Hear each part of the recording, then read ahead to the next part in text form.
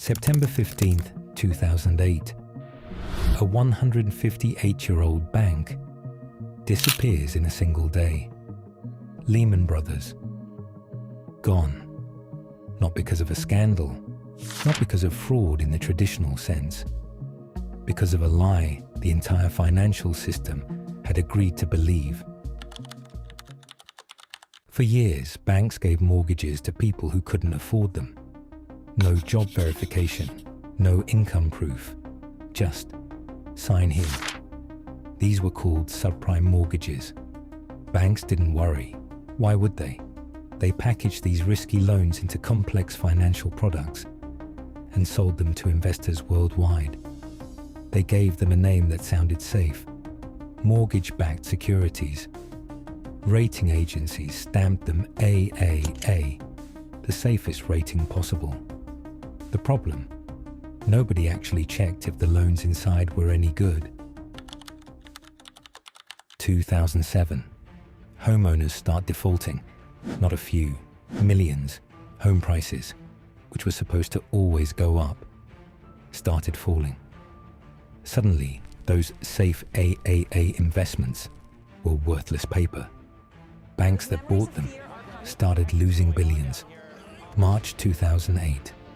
Bear Stearns, an 85-year-old investment bank, collapses. The Federal Reserve steps in to arrange an emergency sale for pennies on the dollar. It was a warning. Almost nobody listened. September 2008. Lehman Brothers is drowning in the same toxic assets. They ask the government for help. This time, the answer is no. The Treasury lets Lehman fail to send a message. Not every bank gets saved. The message backfires. Markets panic. Stocks crash worldwide. Banks stop lending to each other because nobody trusts anyone's balance sheet anymore. Credit, the oxygen of the entire economy, simply stops flowing. One day later, AIG, the world's largest insurance company, is on the edge of collapse too. This time, the government reverses course. AIG is too big to fail. A massive bailout follows. Congress approves $700 billion to rescue the banking system.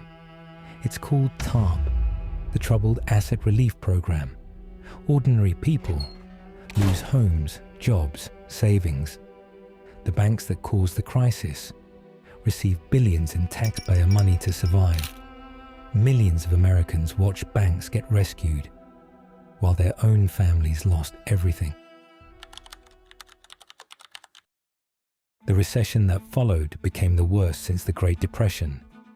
Unemployment doubled. Trillions in wealth vanished. But here's what most people miss. The system didn't collapse because of one bad decision. It collapsed because everyone, banks, regulators, rating agencies, agreed to believe a story that was convenient. 2008 didn't teach the world to avoid risk. It taught the world that some institutions will always be saved, no matter how reckless they become. That lesson still shapes the financial system today. Understanding what happened in 2008 isn't about looking backward. It's about recognizing the pattern before it happens again.